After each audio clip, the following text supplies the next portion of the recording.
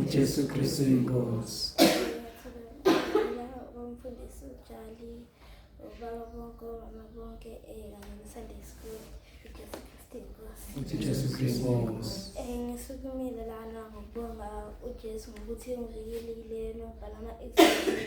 Ngaphinde futhi ngaphasa, ngiqhubekele sami grade next year ku-grade 6. Ngiyambonga uNkulunkulu kakhulu ngokuthi ungivikelile kuwonke lama-10 lawa engidlule kubo, noma kuthiwa nje bengidlula ezintweni ezinzima njenge-subject ye-Afrikaans neyasha, kodwa uNkulunkulu ungisizile waphasa.